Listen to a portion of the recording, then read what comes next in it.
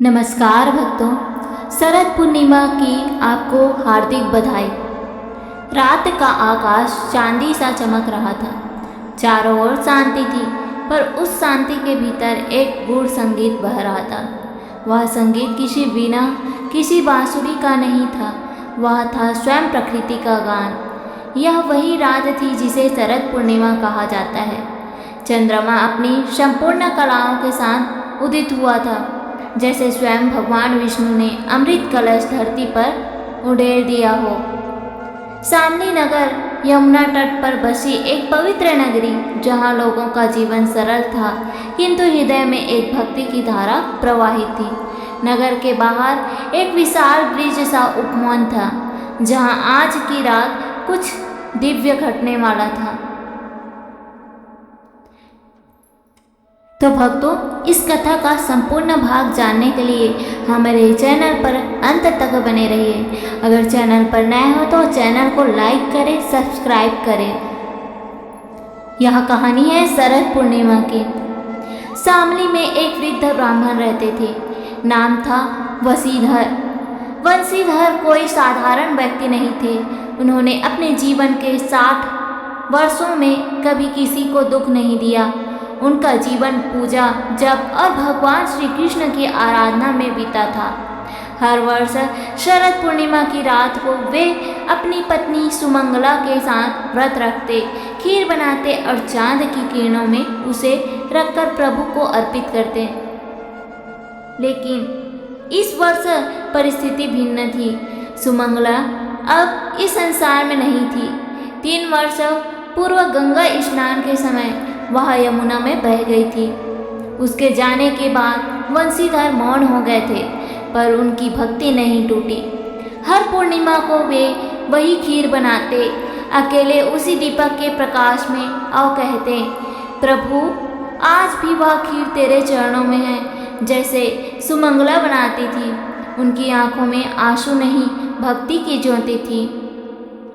उस रात वंशीधर ने अपनी झोपड़ी के बाहर दीप जलाया। चांद ऊपर चढ़ चुका था, जैसे दिगंत पर दूध की नदियां बह रही हो। वे खीर को चांदी के पात्र में रखकर बोले, हे चंद्रदेव, आज आपकी अमृत किरणें से यह खीर अमृतमयी हो जाए। जो भी इसका सेवन करेगा उसके भीतर शांति, स्वास्थ्य और ज्ञान की वृद्धि हो। इतना कहकर वे ध्यान में बैठे ही थे कि द्वार पर किसी ने धीरे से दस्तक दी।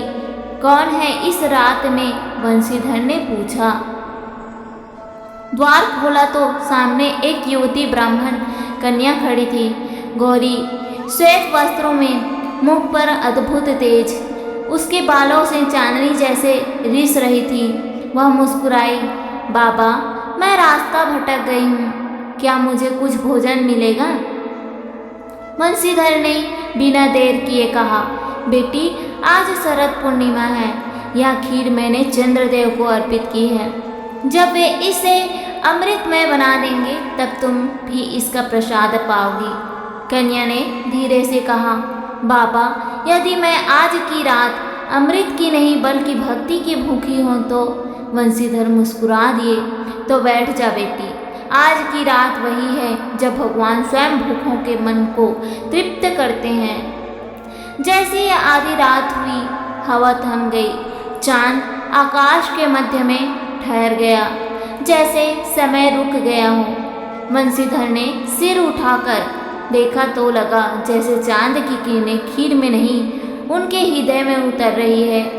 तभी एक मधुर स्वर सुनाई दिया, वंशीधर। वे चौंक उठे। कौन? आवाज आई, मैं चंद्रदेव हूँ, तुम्हारी भक्ति से प्रसन्न हूँ। हर वर्ष तुम जो खीर अर्पित करते हो वह अब तक केवल मेरी किरणों से पवित्र होती थी, पर आज मैं स्वयं तुम्हारे द्वार आया हूँ। वंशीधर ने हाथ जोड़ दिए, आंखें नम हो गई। कन्या शांत भाव से मुस्कुरा रही थी। चंद्रदेव ने कहा, यह कन्या कोई साधारण नहीं, यह स्वयं लक्ष्मी का अंश है, जो तेरे तप की परीक्षा लेने आई थी। वंशीधर ने नतमस्तक हो गए।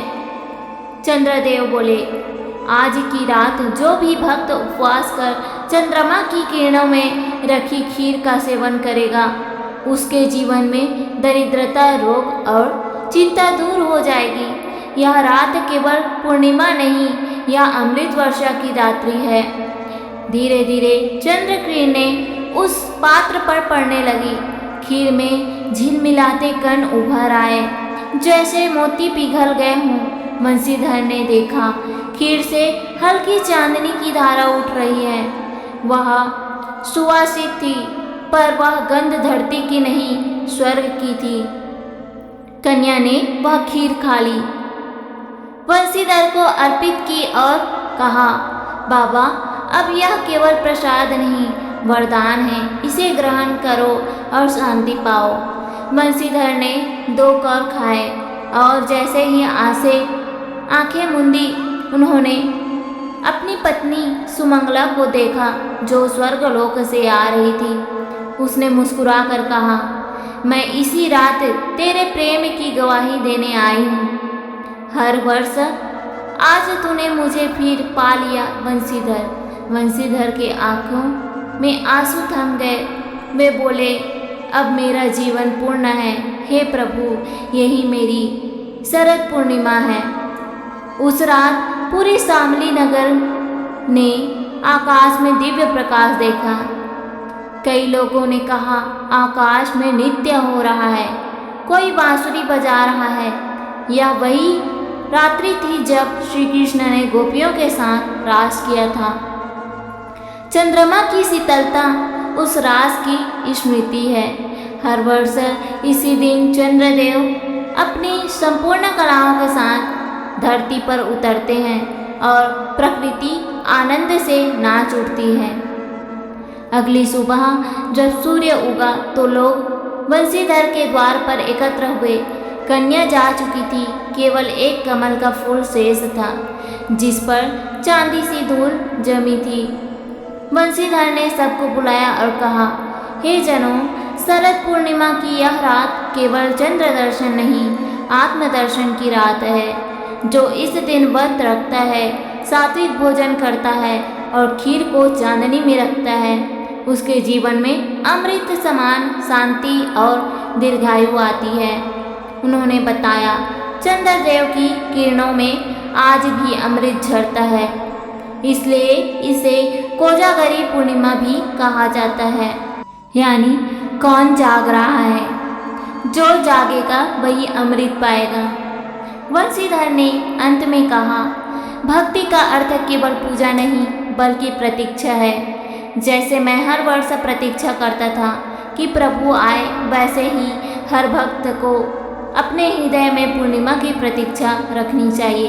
इतना कहकर वे ध्यान में लीन हो गए और कहते हैं उसी क्षण चंद्र किरणों में विलीन हो गए। लोगों ने देखा, उनकी झोपड़ी से एक उजाला उठा और आकाश में समा गया। उस दिन से शामली में हर वर्ष शरद पूर्णिमा की रात लोग बंसीधर की कथा सुनते हैं और कहते हैं, जहाँ भक्ति सच्ची होती है वहाँ चांद स्वयं उतर आता है।